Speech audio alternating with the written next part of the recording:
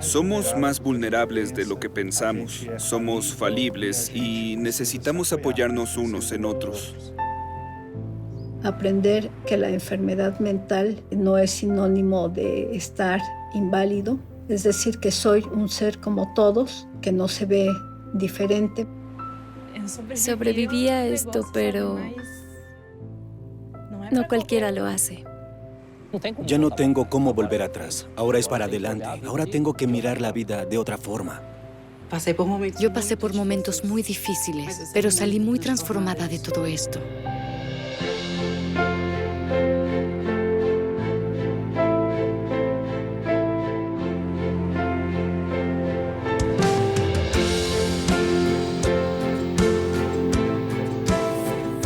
Existir y resistir. El desafío de la depresión.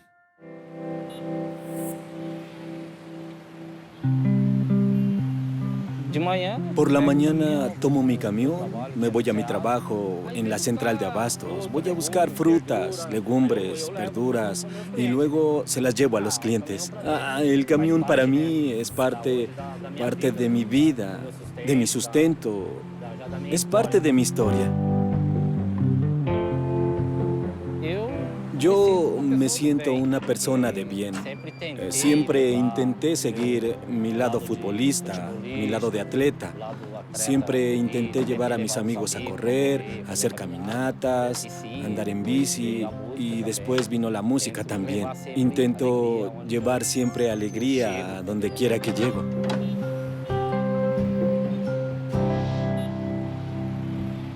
La depresión es una enfermedad silenciosa. No tiene un rostro definido, no tiene clase social. Las historias que vamos a contar hoy nos muestran un poco de lo que es esa enfermedad y cómo convivir con ella. Yo creo que no fue la pérdida de mi padre, no fue un problema conyugal, ni financiero.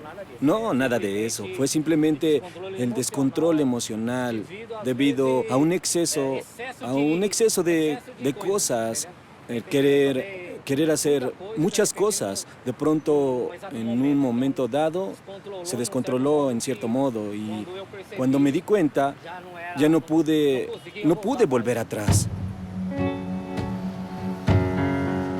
Mauro forma parte del 5% de la población adulta de América Latina que sufren depresión.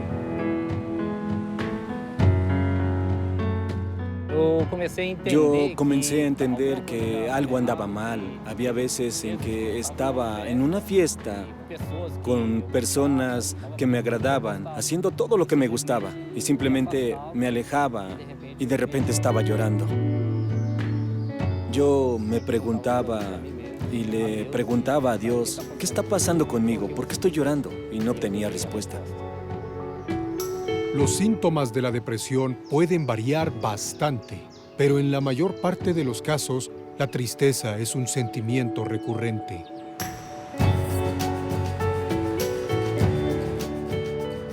Si tienen un padecimiento de tristeza muy profundo, que les altera fundamentalmente la funcionalidad, o se siente con falta de energía, con alteraciones en el sueño, con dificultades para poner en marcha sus proyectos, o pierde lo que llamamos propositividad vital, que es el hecho de pensar en el futuro, y tiene ideas que están vinculadas con una sensación de mucha culpa por hechos que hayan sucedido, en ese caso estamos probablemente frente a un cuadro de depresión. La tristeza no es patológica, es eventualmente hasta lo contrario, es un momento muchas veces de reflexión, ¿sí? De vivir ese momento de tristeza que hace madurar. Tenemos que pensar que en todo el mundo la prevalencia de la depresión es del 4,5%. O sea, una persona de cada 20 de todos los habitantes del mundo van a tener depresión en este momento.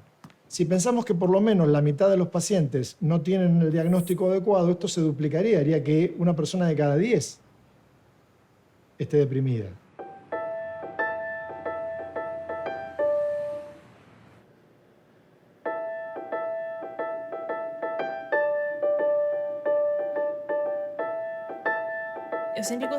Siempre me gustó estudiar, hacer las cosas dentro de un plazo y ser organizada.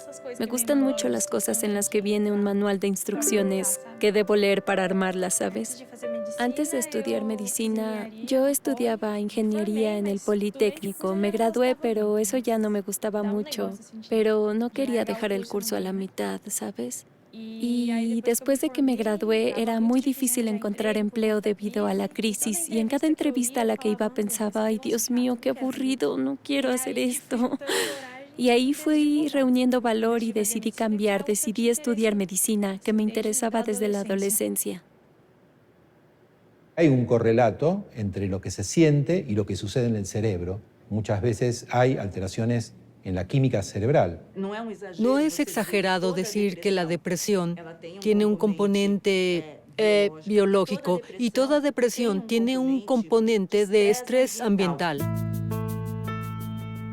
Estudios han demostrado que la depresión es un desequilibrio químico en el cerebro. Eso es verdad, pero no explica toda la complejidad de la enfermedad, que puede estar relacionada a factores hereditarios, al estrés, a experiencias traumáticas y a muchas otras razones. Creo que estaba más animada para hacer las cosas, pero después, en el Politécnico, si yo podía dejar de entregar las cosas un segundo antes, lo dejaba. Y si yo hubiera estado normal, no dejaría que eso pasara, o por lo menos lo intentaba recuperar. Pero como que renuncié, lo fui dejando. Ay, ¿para qué voy a hacer eso? ¿No? Y lo fui dejando así.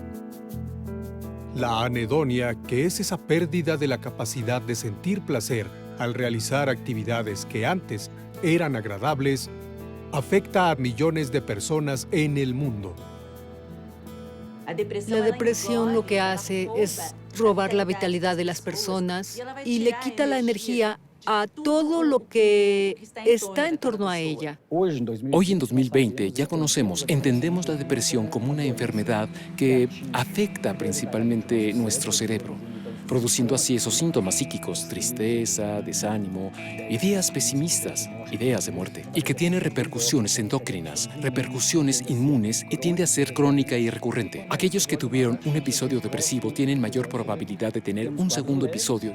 Yo creí que era normal, que era algo así como, se trata de ser adulto, te vas desanimando. Y yo creí que era normal, porque para mí una persona que tiene depresión se queda el día entero en la cama y no puede levantarse. Yo me levantaba, era difícil, pero sí podía, solo no podía hacer las cosas que me gustaban más. Es complicado porque te sientes culpable por tener esa enfermedad, por eso es algo tan difícil de aceptar. Si le dices a alguien que tienes depresión, estás admitiendo que eres débil. Los estudios muestran que las mujeres tienen un riesgo 2 veces mayor de desarrollar depresión que los hombres. Esto ocurre tanto por tendencias genéticas como por cambios hormonales.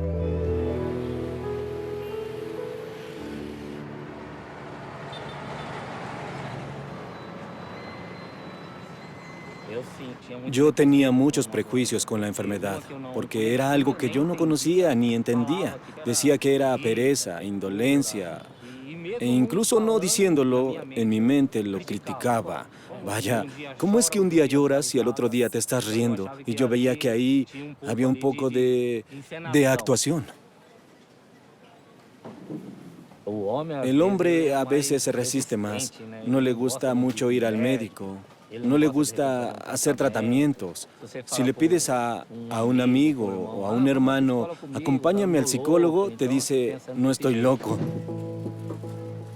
Yo creo que lo primero es que los seres humanos deben tener presente que el equilibrio emocional también se rompe.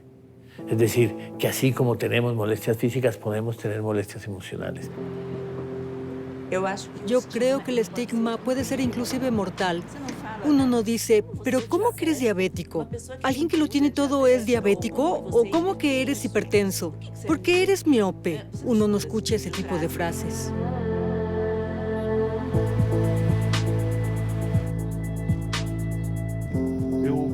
Para que yo llegara a ese nivel de mi vida y pudiera decirlo ante un gran público con franqueza, fue una evolución muy grande.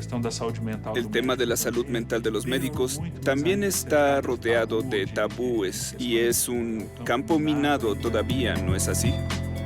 Como profesional, yo seguí dentro del área de la psiquiatría, de la salud mental, pero nunca me quedé solamente en el área de psiquiatría. Siempre di consulta y la sigo dando, pero siempre tuve tendencia a volver a la gestión pública.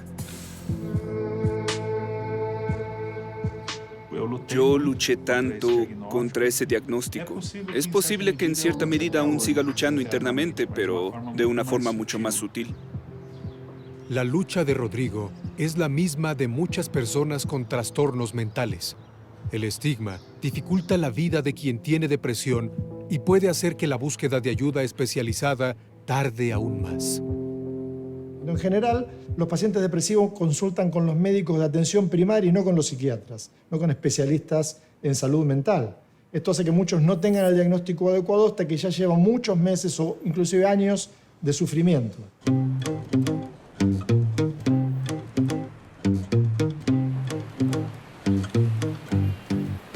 Era chica, tenía 11 años, pero me di cuenta que eso me pasaba y dije, ¿por qué tengo depresión clínica? Y la médica me dijo, ¿pero de dónde sacas ese término? Y le dije, lo leí en una revista. Y entonces a partir de ahí dijeron que teníamos que llevar una terapia familiar, pero mi papá se opuso porque dijo que no íbamos a estar contando nuestras cosas a desconocidos. Siempre padecí de sobrepeso, entonces me atendieron, me pusieron a dieta, me hicieron, pues sí, un chequeo en general, pero la cuestión emocional se quedó pendiente totalmente y yo la retomé hasta que pude trabajar y tuve para pagar mis terapias. Yo supe que mi vocación era la docencia desde niña prácticamente. Me dedico a escribir y sobre todo el género en el que me siento mucho más libre es la poesía. Como decía Jorge Luis Borges, creo que el universo es una biblioteca. Me gusta visitar las librerías, las bibliotecas, porque finalmente creo que en ellas hallo un poco de humanidad que cada vez se está perdiendo. Lamentablemente, la historia de María del Rocío es muy frecuente. Hoy, se estima que el 2% de los niños y el 5% de los adolescentes del mundo sufren depresión. El diagnóstico en niños es más complejo. Muchas veces los síntomas se confunden con mala crianza, rabietas o agresividad. Cuando veo a mi primer psiquiatra, me avergüenzo conmigo misma de tener estos síntomas. Al mismo tiempo me siento vulnerable porque el psiquiatra no me explica qué es lo que pasa y no sé si es normal. Yo sentía que solo a mí me pasaba eso que estaba sintiendo, hasta que decido dejar de ir y dejar de tomar el medicamento, pero pues empeoró. La adhesión al tratamiento es fundamental. Yo bromeo con que la medicina solo hace efecto si se toma, ¿no? Y es muy común que las personas no la tomen. La unión con el paciente es muy importante, ¿sí? Yo siempre digo que no puedo tratar a alguien solo. La primera vez que tomé medicina fue en 2003. Había pasado 2 meses en Japón. Miren quién viene a saltar. Siéntate aquí. Estaba muy delgada, muy delgada. Llegué a pesar 46 kilos y mi médico llegó a pensar que yo tenía anorexia nerviosa, pero no era así. Bueno, tomé 6 meses el antidepresivo y ahí ya conseguí volver a mi peso y luego me quitó las pastillas. Respira hondo. La vida para él es dura. Yo era una niña bastante creativa, pero tal vez ya un poco melancólica. Sí, introspectiva tal vez. Yo salí de casa muy joven, tenía 15 años. Y estuve sola en el mundo durante mucho tiempo. Con toda esa sensibilidad que siempre tuve y que hasta hoy consigo entender, debo haberme guardado muchas cosas a lo largo de los años, ¿sabes? Y eso debió hacerme fuerte, me dio fortaleza y demás. En 2010 comencé a seguir el tratamiento. Tuve una mejoría, pero no se mantuvo puesto que mi depresión era severa. Yo tuve la crisis en 2018 y realmente me puse mal y tuve la peor depresión que he tenido en mi vida, sí. Yo acostumbro a decir que no conocía, a pesar de tomar antidepresivos por tantos años, yo no conocía la enfermedad como la conocí estos últimos 2 años. Fue realmente algo tremendo. Me sentía muy mal. No sé bien, pero tenía esa sensación de tristeza muy grande y la falta de voluntad de vivir, ¿sabes?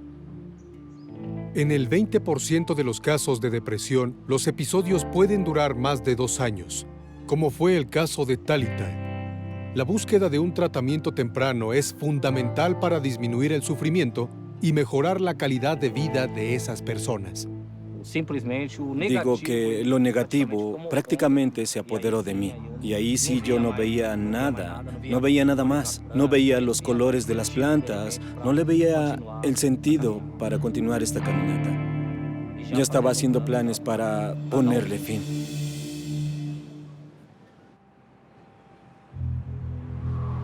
Todos los años, solamente en el continente americano, más de 60,000 personas mueren por suicidio. Cerca de 97% de los casos están relacionados con enfermedades mentales como la depresión. Mi hijo quería trabajar ese día conmigo y le dije que yo estaba bien. Mi esposa quería que fuera y yo insistía en que no fuera. Le dije que yo podía, que estaba bien. Así que yo me fui a trabajar, mostrando que estaba bien. Pero ahí yo ya intencionalmente, compré una sustancia y ya estaba haciendo planes para darle fin. Recuerdo que me sacaron del coche después, ya inconsciente, no recuerdo nada más. Y me quedé una semana en recuperación, con mucha vergüenza, intentando esconder el miedo de mi madre, el miedo de mi doctora, el miedo de la terapeuta. Pensaba, ¿qué voy a decir? ¿Cómo va a ser ahora? Existe un mito de que quien se suicida no avisa, no habla. Eso es mentira, es un mito. La mayoría de los suicidas le comunicaron a las personas cercanas en los días o semanas previos de su deseo de muerte.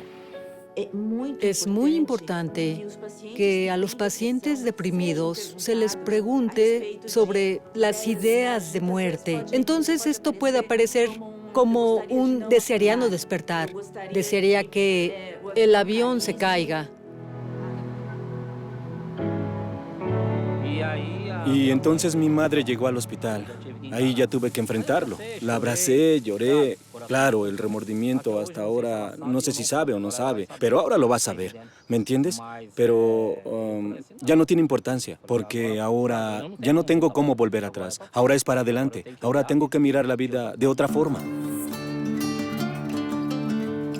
Y yo creo que hacer una labor de concientización para vigilar y saber que los niños pueden tener ya padecimientos como la depresión, como ciertos padecimientos desde la infancia y no dejar pasar toda una vida que se echa a perder, que se pudre hasta que alguien puede llegar y pagar su consulta porque de niño no le hicieron caso a su padecimiento.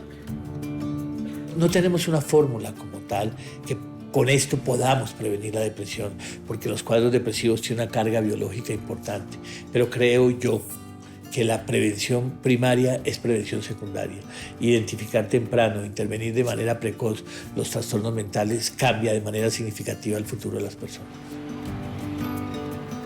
Aproximadamente 322 millones de personas en todo el mundo están deprimidas. El cuidado de la salud mental se ha convertido en un caso de salud pública.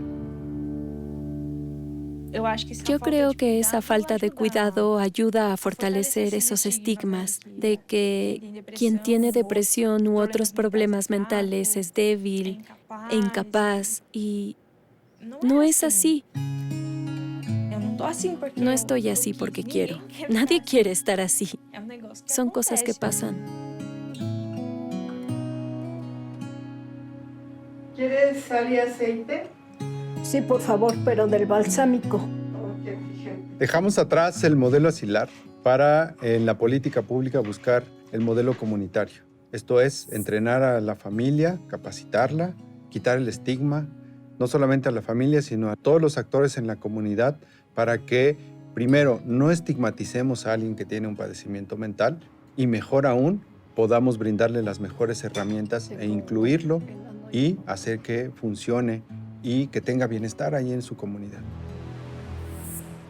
En un primer momento no fui a buscar al profesional correcto. Fui a un médico general. ¿Fuiste a ver a tu prima? Sí, fui. Sí, y el diagnóstico que me dio fue que era ansiedad. Pero la medicina que me recetó, en vez de disminuirme la ansiedad, la incrementó más. Al comienzo del tratamiento, la doctora Luciana intentó tranquilizarme, pero por desgracia no lo consiguió y yo seguía decayendo todavía más, con pensamientos negativos. La verdad, la vida ahí prácticamente perdió el sentido. Y yo me veía así, no corría, no jugaba, no trabajaba. Fue un paciente que venía de otros tratamientos y no había respondido a la medicación anterior. Estaba en el tercer tratamiento con antidepresivos. Para que se den una idea, apenas un tercio de las personas que vienen a tratarse la depresión van a responder al primer tratamiento antidepresivo y cerca de un tercio de los pacientes no responden a 2 o más tratamientos clásicos con antidepresivos, tomados de la forma adecuada, con la dosis y el tiempo adecuados. Esos pacientes que no responden a por lo menos 2 antidepresivos es el grupo que nosotros llamamos depresión resistente al tratamiento. ¿Cómo has estado, Rocío? ¿Cómo te has sentido? Pues me he sentido bien. Me di cuenta que mi caso era un desafío y no era sencillo la estabilización. Cuando empecé a presentar los ataques de pánico, era un desafío, sobre todo para entender qué pasaba. Ella ha tenido una depresión que no se ha podido erradicar. Ha mejorado, ha tenido épocas de mucha mejoría y otras épocas donde tiene recaídas importantes. Gracias. Tenemos un gran estudio norteamericano, STAR-D, que mostró que en Estados Unidos la depresión resistente al tratamiento es de 31%. Según otro estudio hecho en América Latina llamada TRAL, la prevalencia que mostró en América Latina sería de 29.1%. En general, esa depresión resistente al tratamiento tiende a ser más crónica, más grave. Ese paciente tiene un mayor riesgo de comorbilidades como diabetes, hipertensión y otras, y también un mayor riesgo de suicidio en comparación con personas cuya depresión no es resistente al tratamiento. Investigaciones recientes indican que la depresión provoca inflamación en el cerebro. Entre más tiempo pase la persona sin el tratamiento adecuado, más significativa se vuelve esa inflamación.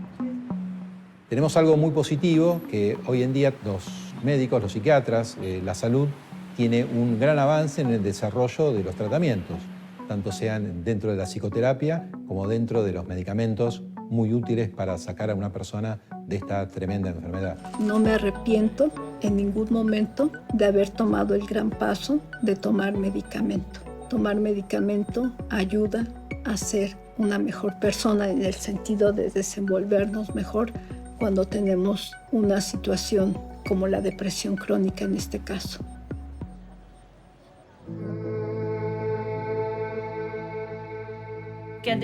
Y la depresión te hace sentir que eres nada, como si no tuvieras valor y como si no le agradaras a nadie. Yo creo que la psicoterapia ayuda más en ese sentido, de que vuelvas a creer, ¿sabes?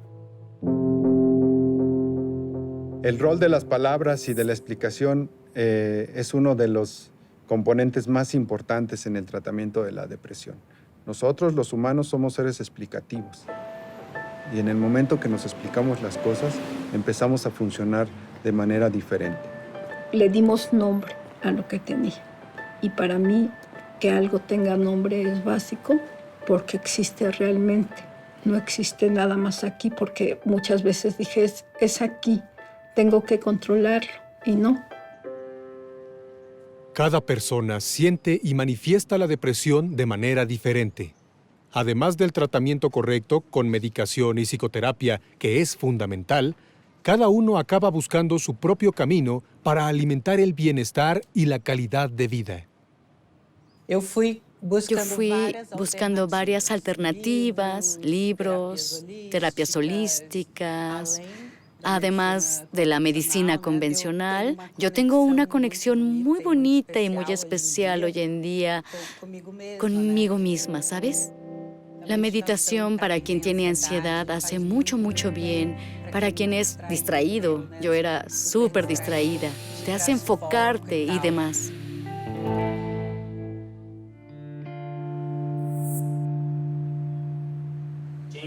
La otra pata. La otra. Así, muy bien.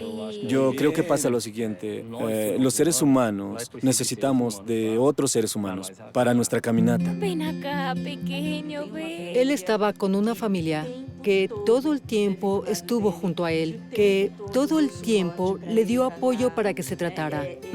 Ellos tenían esa noción de la enfermedad y de la importancia del apoyo familiar. Anda, vamos, corre.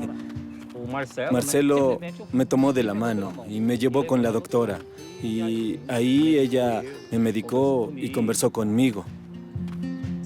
Somos una familia de 2 hermanos y yo soy el 10º. Y claro que nosotros de cierta forma nos conocemos, ¿no? La personalidad, el estilo de cada uno. Y con Mauro, por ser una persona cercana, en algún momento pude ver que él no estaba muy bien. Y yo sé y sabía lo importante que era ese apoyo.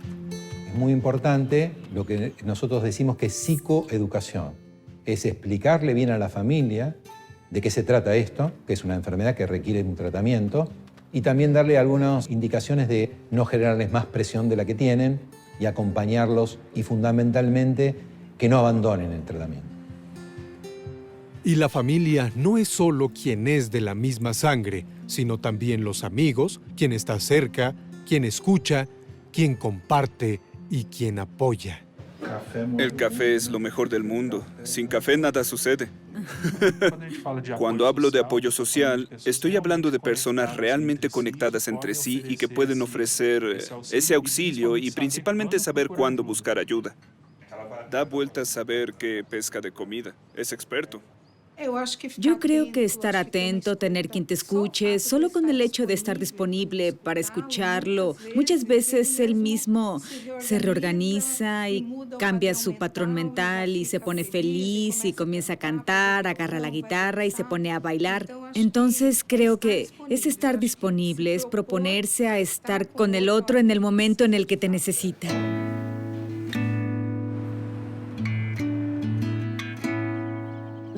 El ser humano está programado para vivir en grupo y eso estimula nuestro cerebro. Eso es como fortalecer nuestro cerebro y nuestras sinapsis se van multiplicando y van remodelando el cerebro. Y una de las cosas que logra ese estímulo es el contacto entre las personas.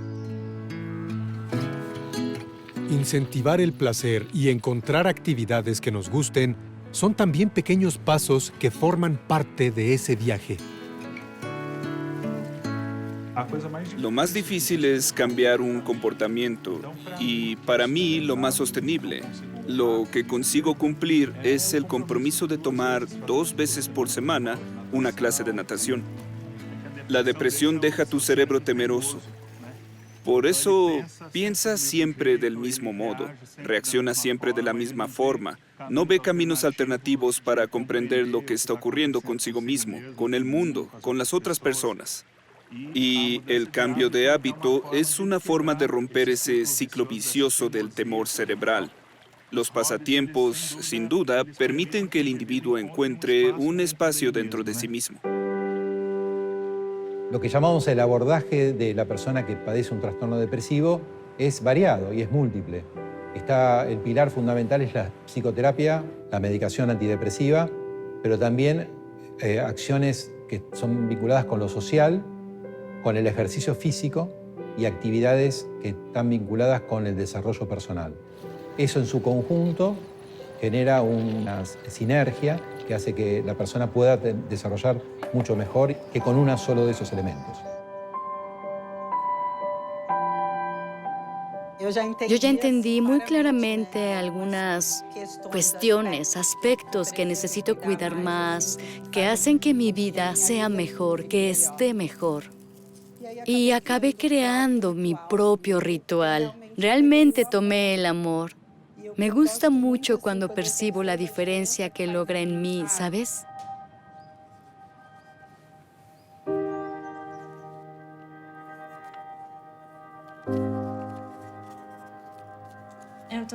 Estoy haciendo un suru, que es un pajarillo muy tradicional de la cultura japonesa. Representa la suerte. Y si haces 1000 surus, según la leyenda, tendrás un deseo realizado. Cuando hice mi primer examen en la universidad, hice muchos surus para tener ese deseo realizado. Y lo conseguí, así que creo que funciona. Cuando hago origami, como es algo que puedo controlar, siento que me da calma, porque tengo una serie de pasos que voy a seguir para obtener lo que yo quiero. Me gusta bastante, me deja muy relajada. Vamos a afinarlas primero. Y empezamos. Haremos un dueto, ¿sí? 1, 2, 3. Creo que fue un conjunto de cosas. Creo primero Dios que me dio otra oportunidad. Y ahí, sin un cambio de comportamiento, enfocándome en los libros, darle más valor a la familia, a los animales, las plantas, la meditación, cosas que te dan placer. Y trato de mantenerme así todo el día. Es una búsqueda. Cuando toco la guitarra, simplemente lo disfruto. Listo. Muy bien, se queda. Ya entendí esto claramente, ya sabes. Algunos temas, aspectos que tengo que cuidar más, porque hacen que mi vida sea mejor. Cuando hago origami es algo que puedo controlar, por eso me da calma.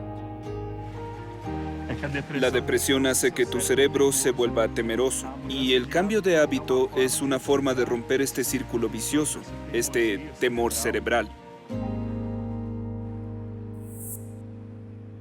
Tal vez el mayor mensaje que la depresión le da a la humanidad es este. Somos más vulnerables de lo que pensamos. Somos falibles y necesitamos apoyarnos siempre unos a otros. La depresión puede dejarnos más vulnerables y con la sensación de pérdida de control. Pero mucha gente dice que cuando pudo aceptar esa vulnerabilidad, encontró dentro de sí un valor y una fuerza que no conocía. Para mí hay una frase mágica que es cuando el paciente me dice, doctor, volví a ser el que era. Puedo disfrutar de mi familia, puedo disfrutar de las cosas que habitualmente hacía, poder no pensar nunca más en la muerte, poder aferrarme a la vida. Todas esas cosas vamos a lograrlas en un porcentaje importante, un porcentaje mayoritario, si llegamos al diagnóstico y al tratamiento adecuado. Yo estoy en remisión y me siento mucho mejor, no hay comparación. Estoy físicamente mejor, consigo prestar atención en clases, consigo leer, consigo enfocarme en alguna cosa, algo que no conseguía antes. El objetivo es tener una vida completa, que haga sentido. Creo que tenemos una historia y tenemos un legado que dejar, un mensaje. Y creo que sí, después de todo lo que he pasado, dije, ahora yo tengo que retomar y ayudar a personas para que no hagan las cosas que de repente por mi actitud hacía. Nosotros, como sociedad, tenemos que aprender a lidiar con esto sin el estigma, sin el tabú que en siglos pasados teníamos. Hay que inculcar a la sociedad la importancia de eso. Creo que está ocurriendo y en 20 años va a ser mucho mejor que hoy. Aprender que la enfermedad mental no es sinónimo de estar inválido, que puedes hacer muchas cosas. Hola, buenos días. Vine por mis gerberitas. Si yo no hubiera ido con Patricia, no tendría un doctorado. Entonces aprendo que tomando mi medicamento puedo lograr un doctorado. Bueno, pues aquí está. Muchas gracias. Que tenga buen día. Aprendo que tomando mi medicamento puedo dar clase sin ningún problema, pues también sin ningún problema. Es decir, que soy un ser como todos. La depresión no sigue un único patrón. Llega sin avisar y no viene con un manual que sirva para todo el mundo. Nos enseñan que es preciso estar atento, es preciso aceptar y permitirse buscar ayuda. Si algo no le parece bien, no pierda tiempo. Pida una consulta con un médico psiquiatra. Dar el primer paso muchas veces no es fácil, pero no necesitamos estar solos en esta caminata. Sé que es muy dura, sé cuán oscuro es el panorama, pero también sé que con un buen tratamiento podemos ver nuevamente la luz y salir de ese túnel. Está muy rico. Sobreviví a esto, pero no cualquiera lo hace. Yo ya empecé a valorar más lo que hice, ¿sabes? Antes yo creía que no era nada. Cualquiera lo hace. Pero no en el sentido de que sea fácil, sino de que no le daba valor a lo que yo había hecho. Ahora lo valoro mucho más. Es una lucha constante y yo no veo ningún mal en esto. Creo que no es falta de mérito. Creo que es una oportunidad que uno tiene de levantarse, de reconstruirse. Yo pasé por momentos muy difíciles, pero estoy muy agradecida también, ¿sabes? Salí transformada de todo esto. Me da orgullo estar aquí ahora y haber pasado por esto y haber salido. Creo que más ligera y más fuerte. Creo que eso sí. Algunas vivencias que Dios me colocó en mi camino, personas que Dios colocó en mi camino, solo vinieron a aportarme, ¿sí? Evolucioné a donde estoy hoy. Creo que hay momentos en los que no siento mis pies en el suelo, floto.